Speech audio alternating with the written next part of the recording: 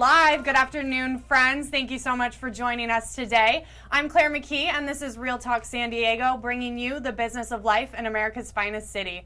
As always, the show is presented by our loyal partners at 5 Star Escrow and First American Title. And today, we've got a little bit of a different one. We're going to be talking about gray divorce. And if you don't know what that means, I'm going to need you to stay tuned with a little side of real estate. And joining me to do so is Don Pelletier, how did I do? You did great, Claire. Okay, I'm practicing. And he's a realtor with the Don Pelletier Group. Thanks for being here, Don. Thanks for the invite. I appreciate it, Claire. Absolutely. And our repeat offenders, I know you know who they are. Bonnie Mantell, she's a family law specialist at Primus Family Law Group. Hi, Claire. Hey, Bon. Thank you for having us back. Always a pleasure. And to your left is Dr. Michael Mantell. He is a transformational behavior coach. Claire, excuse me. I got confused. Pelletier, Clay. Rightfully Just so. teasing. Okay. Good to see you. Good to see you always. Last time I saw you was for your book signing. Yes, you were the hit of the party. I don't know about that, but how have things been since then? Great. Very good. Very good. Good. A member of your staff just asked if they could buy my book on Amazon. And I told her, yes, you can. Aren't you happy you can pay money for the book, Carrie? So we're going to start off. I'll bring it next time. Oh, hey, Shantae. Thanks for saying hello, and happy Wednesday right back to you. We appreciate you watching. So you know the drill. We got to start off with some warm-up questions. It is truly your favorite part of Wednesday. Don't play like it's not. So I'm actually taking a note from Tim Ferriss's book, Tribe of Mentors. So that's where these questions are coming from today. And Don, I'm going to start with you. Okay. You're my guinea pig, and I want to know what is one of the best or most worthwhile investments you've ever made? And that could be time, money, whatever. You tell me. The best investment I ever made was in my children. Oh, he's going to be... Warm and fuzzy, right? It's Well, true. Make a heart. It's true, right? It's true. Absolutely. I mean, you can spend all your life making all the money in the world and doing all these other things that you think are accomplishments, but if your kids suffer and you don't take care of them and raise them up the right way, guess what? You got nothing but problems later for them and for you. Very little hurts as much as seeing your own children suffer. Absolutely right. Yeah, I can't think of anything worse. That's a great point. Good answer, Don. Bonnie, what about you? What's the best investment you've made? How do I follow that? I'm not even going to... Anything I say sounds so pedantic in comparison. I don't even know what that word means, Bonnie. Sorry. Look it up. Will do. If I had my phone on me, I would. She invested in the thesaurus. That was her best, obviously. Obviously. That was it. For that expansive vocabulary. Okay, I would say that the best investment I made was... taking the time to pass the California State Bar. I mean, seriously, though. That's a serious investment in yourself, and now you have your own business as a result. That's what they tell me. Big accomplishment, too. That's not an easy task. No, it's not. It's not. And I'm one of the few people in California that had to pass it twice. I was going to say, would you do it again? But you already did. I had no choice. Yeah, to become a specialist, right? No, because I had a brain tumor, and so they made me take it again. No way. Oh, yeah. I didn't know that. Yeah. Wow. Oh, my gosh, Fun Bonnie. stuff. So literally, you have taken the bar twice. Right, and passed it both times. Go, girl. Usually you only take it when you fail it. Yeah, that's After an she investment. recovered physically and emotionally from a brain tumor. Right. Yeah, with That's your help, amazing. I'm sure. No. No. No. So, Dr. Mantell, what is the best investment you've made? Well, I don't want to hear any stuff from the peanut gallery, but I'm going to go back to Don and say for me the best investment was when my wife Paula was a junior in high school and I was a senior. No, she was a sophomore and I was a senior, and she stepped in the back of my shoe. I didn't know her. I turned around and my friend said, "Come on, she's a sophomore, let's go." And I looked at her and I said to my friend Johnny Klein, I said, "I'm going to marry her." That was the best investment ever in my life. That was January 1966. We got married in 1971. Wow. And that was by far the best investment in my life. I didn't even know what I wanted to invest in for lunch that day at that age, let alone I'm going to marry you, and you made it happen. Right. And shout out to Paula because she's a fan of the show, and I know Yes, she she watches is. these too. So awesome. Next question. Don, what is an unusual habit or an absurd thing that you love. Let's leave now. I swear. Wait. Yes, this is I've done my job. Habit. Unusual Wow. habit. Or Oh something my- absurd you love. Oof. Something absurd that I love. I could say for me it's reality TV. The Bachelor and Bachelorette, I know that's absurd, but I love it, You you love that guys. show. I love it. But not Bachelor. It's a great show. It's so dumb, but I love it. I love it. Nothing too exciting. It just seems kind of strange, but I've known a lot of the people that I work with for a super long time, 30 years plus. And I love organic gardening. So this may sound strange, but every time I go visit these ladies in their 80s, I'll bring them over a bag of fresh organic, blood oranges or Wow. some peaches. Or Nice. not peaches, I don't have peaches, but I mean stuff like that. But if you did. But if I did, I would bring them the peaches too. But, whatever I've got there in the garden, they seem to appreciate it. It's just, No, that's thank you. awesome. Don, you're on point today, I got to tell you, because you're going first with these hard questions and you're killing it. Yeah. Bonnie, you just got the second one. What's next? Oof. What was the question again? Read What back is the test. an unusual habit or just something totally absurd that you love? Oh, goodness. opposing counsel. Can I Opposing call my counsel wife for and that. ask Could her? I call You my husband guys. and ask him? Absurd. It's just, I don't think anything of the things that I love is absurd, per se. How about court decisions? No. No. Very clearly, no. You guys don't have anything. No, Actually, okay, this is going to, for someone who's as frenetic as I've been known to be, Here we go with the words again. try an East Coast education. I don't know. Oh, I would say I really, really love That's to right. crochet. okay, that's a fun fact that I didn't know about you. That's cool. Right. Cool. It's not that absurd, but it's, it's I'm sorry. No, I'm sure it's very exciting. Should we go with the plan I have? No. The punishments No. that get meted out? No. Oh my goodness. So now it's my turn, huh? What's the Yes, weirdest? Michael. What's the weirdest habit habit that I have? or something absurd you love. Oh, I know what his is. There's so many. Honestly, I sing all the time in my house. I make up crazy words.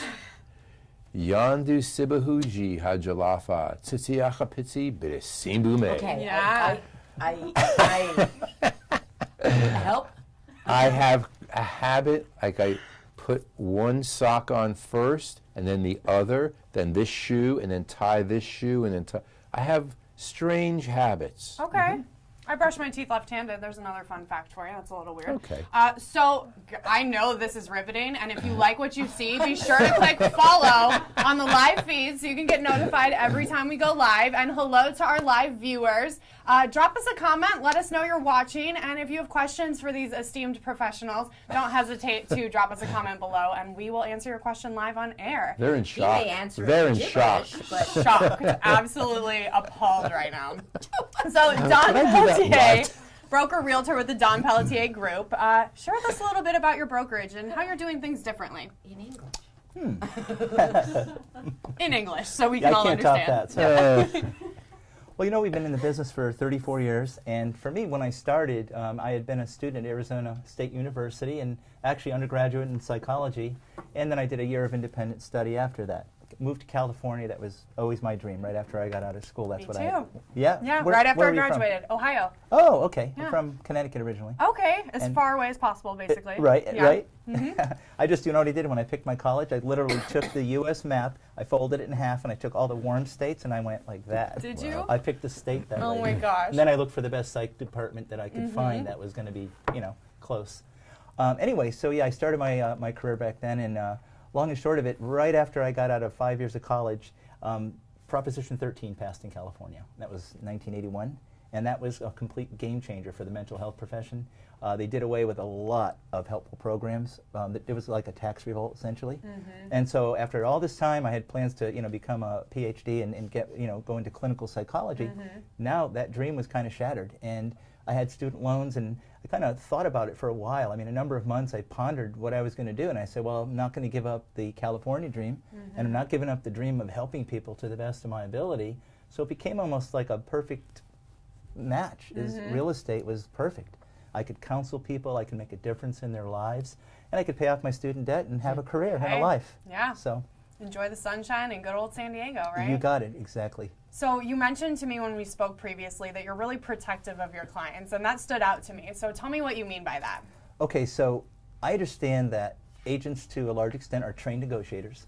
And I know that, like, for example, this is just one example. So if my client is going to be, showing their property the next few days, I have a PDF that I send them saying what to expect next, when your home goes on the market. And in there I counsel them for things like, or along the lines of things like, don't, tell the other agent who's casually showing the property that, oh yeah, the refrigerator stays, the washer dryer stays, this stays, that stays, and because the agents will ask you these types of questions, and before you know it, you've just given up $2,000 or $3,000 of things that we could use to negotiate to get a higher price. Interesting. And then throughout the contract, I'm extremely protective of the client, and I think one thing that I bring to it that a lot of other agents, haven't had the experience of is I spent 16 years on Professional Standards Committee as a hearing panelist. Oh, wow. That committee is just ethics and arbitration. So I've seen the way things are done, and we've learned to really dot our I's and cross our T's, coming from the standpoint of legally protecting our clients to the best of our ability, and then protecting them from the market forces as well, and just really watching out for them. Truly having their back. Absolutely, we have their back every single day. And I would imagine that's why most of your business comes from referrals. Thank you. Yeah, about 82% of our business, depends on the year. Last year was 82. Usually it's 80 to 85%. Wow. And I think people come to us not necessarily because they want to reward us and say thank you again for what you did for us, but they want that same level of service for their families. They want to make sure that they're well taken care of and well represented in the transaction. Absolutely. And so Derek said, "What's up, Don?" Get Hey, some Derek. love from Derek. Barry Mantell. Hello, Barry. He said, "Normally I don't chime in, but this is odd at best." We keep it weird, Barry. You know it best. So, Don, you actually mentioned that you kind of run your business like reverse prospecting by just really taking care of the people that you're working with, right? Yeah, I think one of the things a lot of agents do these days, and it's old school, but they still do it, is they'll cold call. In fact, a lot of the training systems still talk about cold calling strangers, knocking on doors, sending out mailers, talking to for sale by owners.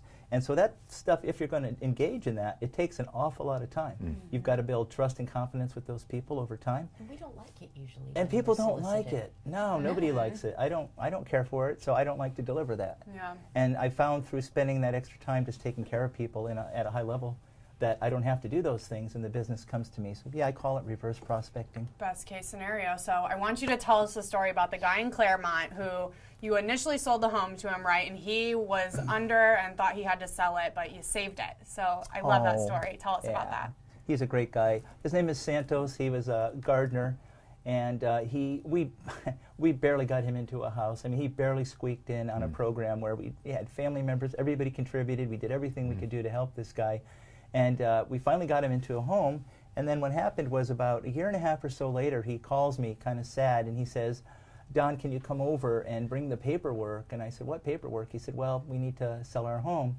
My wife's mom is in northern Mexico, and she's very, very ill, and my wife is going to be gone a while." I said, "Well, how long is she going to be gone?" He said, "We don't really know." And he said, "But I'm sure it's going to be long enough where she just had to quit her job, she told me yesterday." And so I went over to meet with him and talk with him, and he was pretty distraught. And I just looked him in the eye and I said, "Let's find another way, Santos. I didn't bring any paperwork here to list your home today. I want to help you keep it." And the whole point here was, I told him straight up, I looked him right in the eye and I said, "I'm not so sure we can get you a loan next time around. I don't know. It was a miracle we pulled it off before. Interest rates are up. I don't think it's going to happen." So I said, "Instead, why don't we get you roommates? How about that?" I said, "I'll help you to screen them. We'll run all the right tests, like property management. There's things you can do like, sex offender database. You want to make sure you got people are living in your house. You want to make sure you've got legit, good, solid people." So we did that. We got him 3 roommates for their 4-bedroom home. His wife came back about a year later, and so they were able to keep the house that they had paid, I think it was about $135,000. That house is now worth about $650,000. Oh my goodness. So, you're not there just to list and sell. You're there to serve people. You, if I might, Please. You have a higher purpose. You see far beyond selling a house. You're there to help someone create a place for a family to have a life. Thank you, It's Mike. a much bigger picture than. Isn't that the point? Yeah, well, We it all is. do. Not all, but that's what we do. I was going to say, Right. you here today, sure. It's very impressive. I take service, frankly, from like the religious point of view of serving other people. And that's that's the place I come from. It's not about, I was raised that way. It's not about how much money can you make or, have canned presentations, they say this and I'll say that. And none of that nonsense. It's just about what can I do to leave you better than I found you. And if I can do that, I can go to sleep at night and not have to worry about anything. Oh my goodness, that's wonderful. That's wonderful. Music to your ears right now, huh? I love it. So I want to make sure that people have your contact information if they're looking to reach you. We can go to PelletierHomes.com, right? Yep. You might want to spell that, or I can. You should spell it. I'll leave that to you. You know it better than I do. That was one of my trick questions for you. I mean, I have it here if you want me to.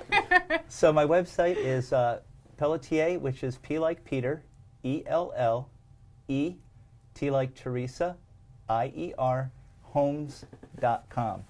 PelletierHomes.com, and my cell phone number is 858-336-1114. Call me anytime. There's no obligation.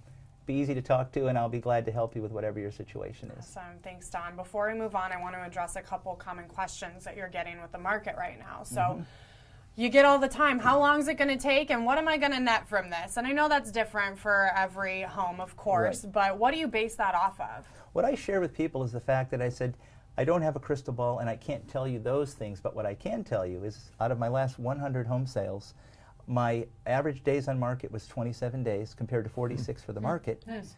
And we get 1.7% more than other MLS agents. So, if you think about 1.7%, when you throw numbers around like that, it sounds so minuscule, 1.7%. Well, when you look at San Diego home prices, a $650,000 house is, let's see, I don't know, a little over $11,000 net in their pocket that they wouldn't have perhaps otherwise. So we sell homes for 1.7% more, and we do it 58% quicker than the competition. You've got a track record, my friend. Oh, thank you, Claire. I like it. So last common question I want to make sure we address is renovations. What do you suggest as far as you're going to get a return on your investment? The first thing I tell people, because you get a lot of people that begin the process really early and they may not want to contact an agent, I always recommend that, no, call me in first, okay? Even if we don't end up working together, that's your choice, okay?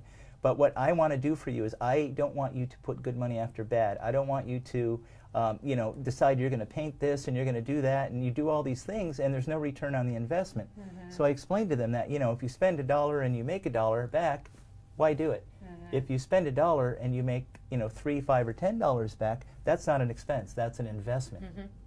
And so I always like to catch people early on before they go do all these things, That's a good point. So call Don before you make your move, right? So check out Don Pelletier. He's a realtor with the Don Pelletier Group, and you can go to PelletierHomes.com. Thanks so much. Really appreciate you, Claire. it. I appreciate it too. So we're switching gears a little bit here. We've got the Mantels, but they are not related. They spell it differently. Bonnie Mantell, she's a family law specialist at Primus Family Law Group.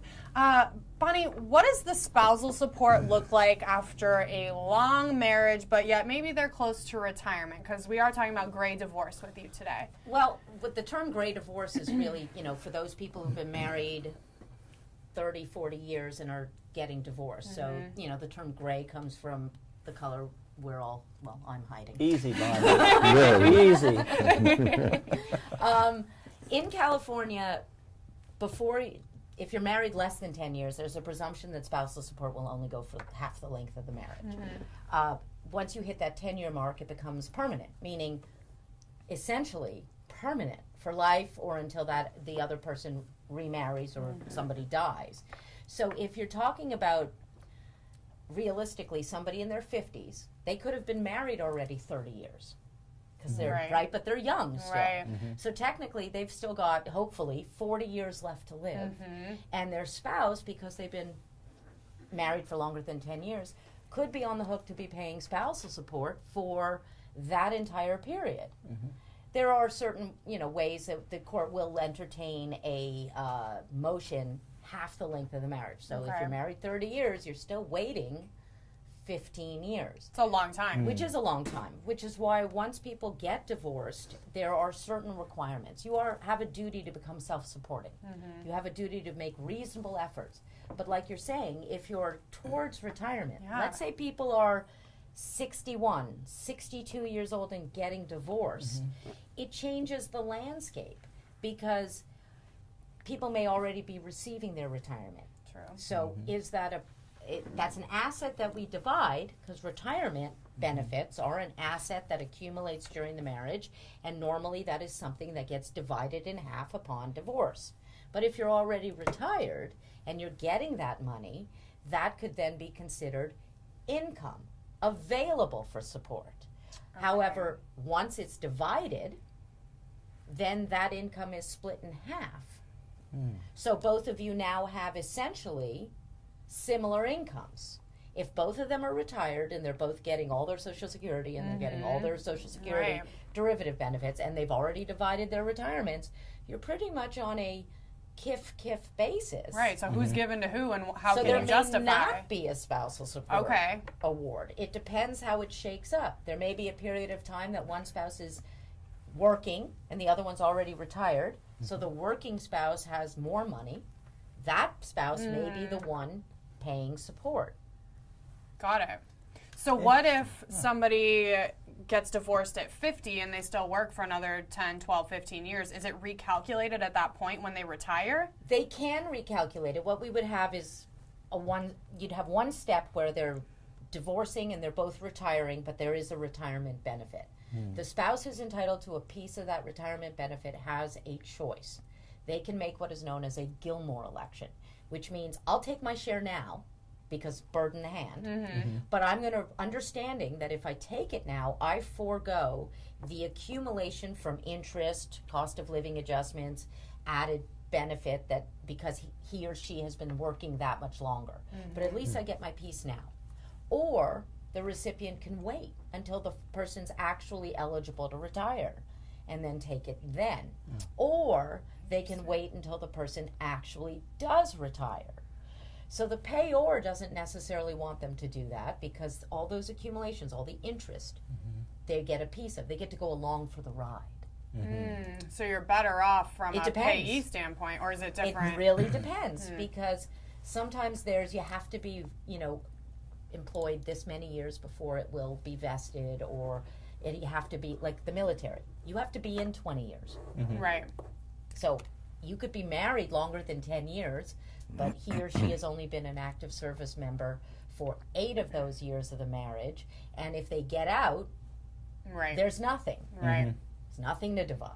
So sometimes it depends on the situation and how old they are or how close they are to retirement, whether or not you choose to wait.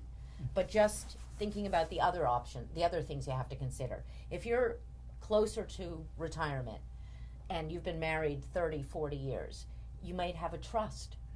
Well, you would want to get that addressed before the divorce is final, because what happens if your spouse passes away? There are rights of survivorship. When your spouse passes away, the action goes away. So you filed for petition, he filed for response, and then somebody dies. There is no divorce. You can't divorce a dead person. So every right of survivorship now comes into play. So the remaining spouse gets it all. Unless, so you're going to have to consider, well, I'm going to change my will now because I'm getting divorced. I don't want, if he or she dies, for the other person to get everything. I want my kids or my heirs. So you've got to, figure out your will. You've got to figure out unwinding your trust. You definitely want to sever what are known as joint tenancies.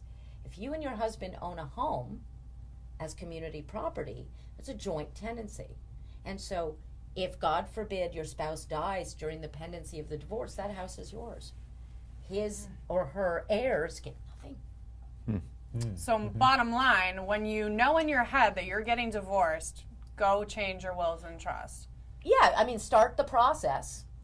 Start the divorce process, make that line in the sand of being separate, and then start unwinding the things depending how old you are. I mean, I have a client who's 70-something years old and is getting divorced. That is something that we're explaining. You have to undo this now because you don't know what could happen.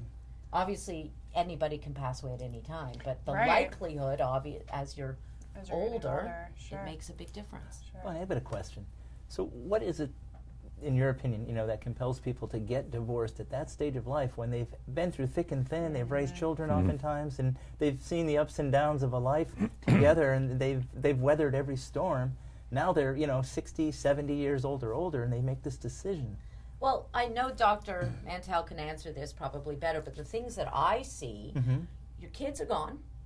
Usually, while you're raising children, your focus is on the children, and you tend to forget the commonalities that you have between you and your spouse. Your whole focus becomes the kids. You forget to grow together.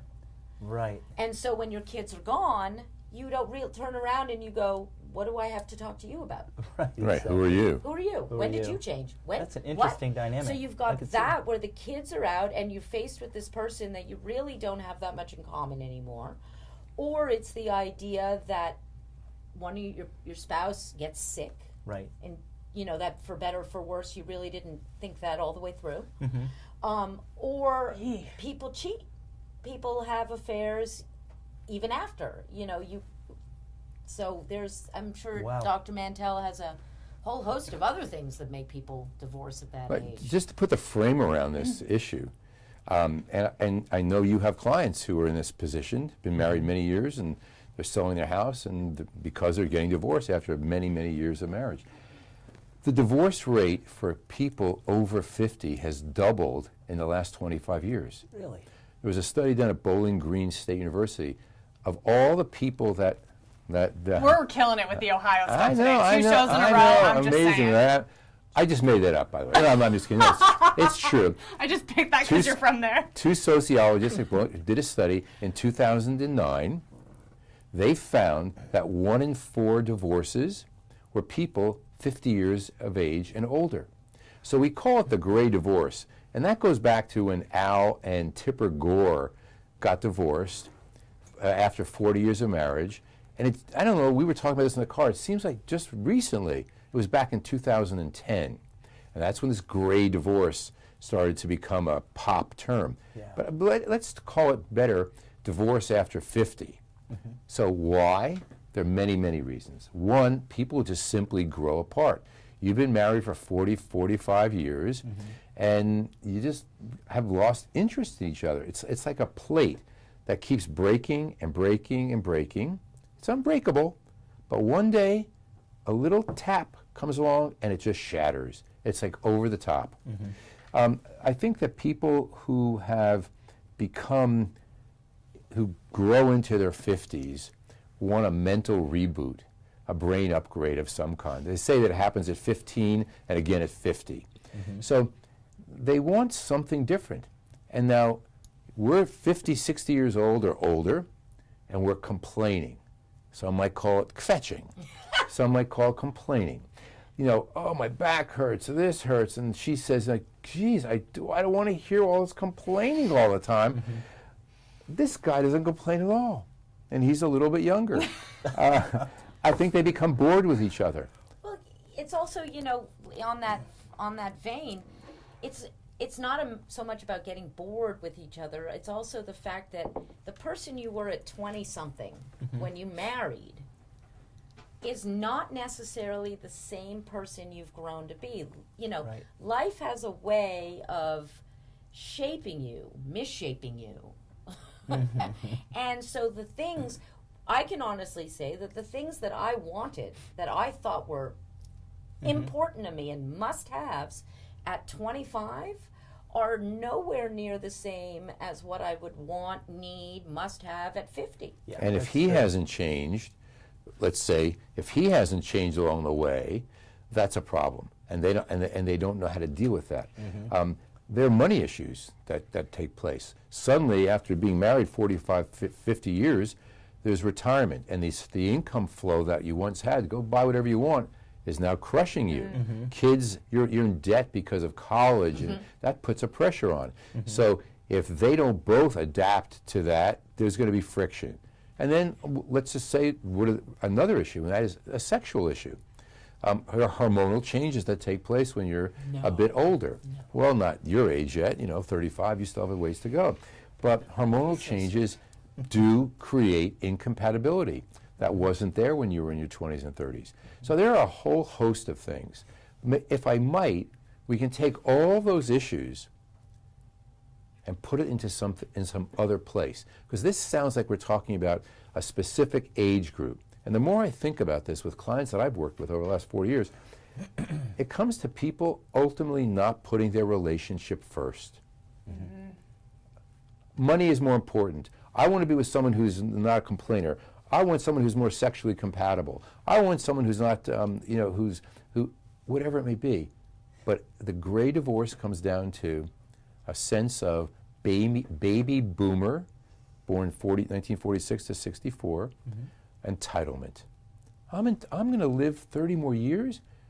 1 in 4 people 65 years of age and older are predicted to live to 90. 1 in 10 will live to 95. I'm 65 years old. I'm actually 69, but I'm 65. I have 30 more years. I'm entitled to have fun. I don't want to be with this haggardly complaining, person. Non-sexual, money-hungry, constantly wants to sit home and watch TV. I want to go do things. I don't want 30 more years like this. But why? Oh. Well, Courtney asks a really good question. She says, "Do you think the recent wave of feminism has a role in today's greatest divorce?" I find it amusing that recent wave of feminism. So this must be a young person, because last I checked, feminism has been going on quite some time. Right, since they got to vote. Since we could vote, right. Exactly. But that is a good point, because a lot of the gray divorce issues, you're talking about people who've been married 40 or 50 years, right? And so 40 or 50 years ago, things were very different in the land of Oz. And, women were expected to stay home or just starting to claw their way out. And so now you have a 50-something, liberated, very independent woman who's looking around going, And who has said, you know what, Joe, I've given up my life for this marriage. I've taken care of kids. I didn't have a career. I've been cooking and cleaning. Well, you went to med school. You went to medical school. You're out there, Mr. Big Shot, and this and this. You know what? I've had enough. And I think that, I don't know whether feminism has created this, but it certainly has, I think, freed up, opened that kind of thinking. And again, think about what that person is saying, that my needs are more important than the relationship. That's what this is about. At any point about divorce, but particularly at this point in time, like, wait, I'm entitled to a better life, and I'm not getting what I want, so I'm not going to look at trying to make this better. I'm taking off. I was about to ask you earlier, before the question got posed, I was going to ask you, well, those things have been around for a very long time. What is it about the last 25 years specifically that increased the divorce rate for the older people? But that, I think it's also easier to get a divorce. Again, back in the day, you got married, you stayed married, no matter what. Divorce was that hush-hush word. Now you have billboards, fast divorce, quick divorce. The stigma's gone. You have a truck driving around, fast divorce. First of all, it's not fast, but and it's painful. But it's sad. but it's easier to do. People, there's no stigma with it as much anymore. People are married more than 1, 2, 3 times. Sometimes somebody who's getting divorced in their 50s or 60s, they're already in another relationship.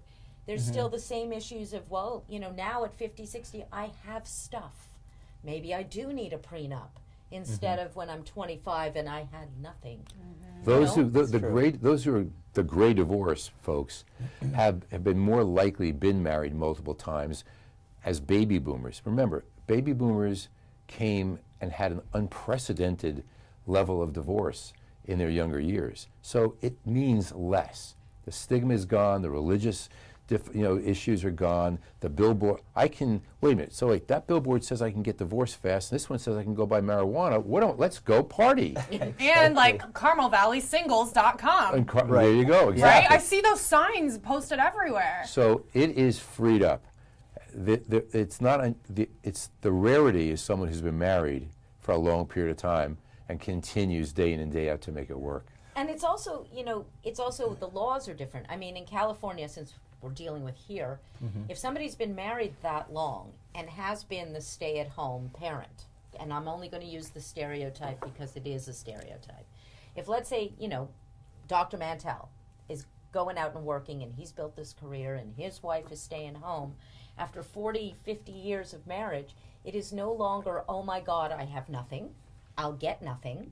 He can keep me from everything. Now she knows that she can go into the divorce system if she's going that route, and she's going to get half. Yeah. And no matter what. So yes, the lifestyle obviously has to change. You have one pot, two homes. It has to change. But it's not like it used to be where you can get divorced, but you're not getting anything because it's all owned by. Right. So she's protected, or the outspouse is protected. Don, when you say to a couple, guys, you've been married 52 years, don't you think that that investment with each other, with your family, is worth working on this? You would be surprised how many times I hear people say, no, Yeah. I deserve to be That's happy. shocking It's to me. shocking. You know, It is. You know what I think in part too is those of us that are the older baby boomers, right? You know, I saw as kids, whether they be neighbors or family or people, you know, within your sphere, that were the most dysfunctional, toxic couples Right. you could even imagine. So, and they stuck it out. Right. They stuck it out with domestic violence, heavy drinking, I mean, really knockdown, drag out. And you saw that as a kid. And so I think you got to the point where you say, no matter what, I'm not going to hang in there. That if that's what it means, I'm not going to be tortured for the rest of my Right. life. That's a So good you point. are you have, I don't mean this to sound puffy, but I mean this from my heart. You have an aura of real care. If you would have gone on to the PhD, you would have found a way to become a phenomenal psychologist because you Thank are you, one Michael. anyway. Thank you, You are. Michael. So you see couples, we were talking about this at the green room, you see couples who are divorcing. You work with couples, I'm sure who are older, who are divorcing. What's the tug that you see? And where does the family attorney come in to help ease their way? Lack of communication, I think, is the main thing. They've both stopped communicating with one another. And you get them at the table and you can see, you know, you're sitting there at the kitchen table and one will say, well, I think this about the house sale, and right away the body language changes. The other one just tightens up, his or her lips are pursed, they're looking away, and then they say their piece and the other one's trying to either talk over them or interject and take over, you know, their thoughts on the process, you know, or what's going on. And I think, frankly, and again, no insult intended, but No. just what I hear and see of the family law arena, it seems like when either of them go to their own private counsel, it's almost like a fight, like a UFC thing. Like they pit each other, they pit the parties against one another, and I think that Not- there's a lot of Well, animosity. let me you know? clarify This that. partnership we Yeah. need to build. Let me because- clarify, that is not how we practice Right. at Okay. Primus Family Law. We do not, we try very hard to work, I want to use the word collaboratively, but I don't mean it in a terminology. Right. We always explain to our clients, if we get along and respect the attorney on the other side, this is going to go smoother for everybody, be True. less expensive. I don't practice, I tell people every day when they call in for consults, I am not interested in sending my kids to college on your back. I don't want to have to get to know you for 4 or 5 years. I'd like you to come in, let's resolve it, let's get you out so that you actually can go to your kids' wedding together, not together, but be in the same yeah. room, In the same picture, maybe? right?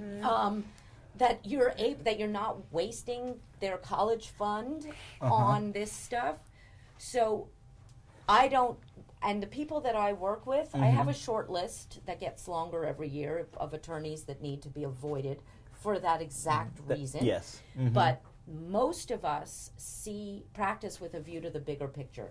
From the kids who are getting divorced, that have kids that are small and have no money and trying to build something, to the older folks who, oh my God, I've lived this lifestyle for 40 years and it's about to change. And the fear related to that. Being a family law attorney is not just about the legal aspect. I mean, I think with a couple of more credits, I could have become a psychologist simply because we have to address the emotional fallout of losing 40 years of what was the status quo. Right. So I want to point something out. Yes. Bonnie could have been a psychologist. You could have been a you too, I'm sure. Oh, gee, thanks. Well, it is So easy, the isn't it? fact is, though, Don, Bonnie and I talk about this. We both have 4 questions that we use frequently from different perspectives. Bonnie brings these questions to someone who's getting divorced. I bring them to a couple that I'm coaching to see if we can prevent a divorce. What are the questions? One, can you put your relationship first? Even though you're getting divorced, can you put the relationship first? Number two, can you take care of yourself? From the perspective of helping the marriage, maybe if you take care of yourself, you become a more attractive person.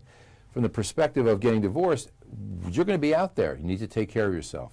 Number three, what role do you think you play in this scenario? And so when Bonnie's helping someone divorce and she says, so what role do you play in this? The person can honestly look at themselves, they become a bit more amenable to making this thing work. Right. From the perspective of helping a couple, well, maybe I do, maybe I have, so they take responsibility. And last, you said they sit at the table, they can't even talk. We both need people to talk with each other. You have to be able to talk with your spouse or soon-to-be ex-spouse. So it's interesting that we have the same questions for different purposes, but they are ultimately in the service, to use your phrase earlier, of helping people. Right, yeah, getting clarity and getting the conversation going. Those are excellent questions, by the way. I want to digress just for a moment. I didn't mean to overly generalize about the family law profession or the attorneys. I was just meant to make sure you knew, so that yeah. when you refer people to me, because you're going to. Which I am going to. Could you guys put your relationship first? That you just can be able to explain to them that Primus is one of the good guys. No, absolutely. What I'm going off of is not only the horrific war stories I get to hear. I mean, people that, there's a couple in town, I won't even name them because I'm sure I'll have declarations filed Right. by tomorrow morning about 16 feet deep, right? But there are certain firms who I think absolutely pit one party against the other to their own self-gain. They'll make all sorts of erroneous claims that the other party has to defend. They'll do everything they can. I had one case, I won't get into a lot of the detail here for the privacy issues, but there was a case where we had a guy that was just a regular guy, just salt of the earth, blue-collar worker, right? And this attorney decided to take it upon himself to have the guy's truck repossessed, so he had no way to make money and go out and get a job. He started filing one thing after the other. This guy almost committed suicide. He was so distraught. And this was done with a family with small children. Yep.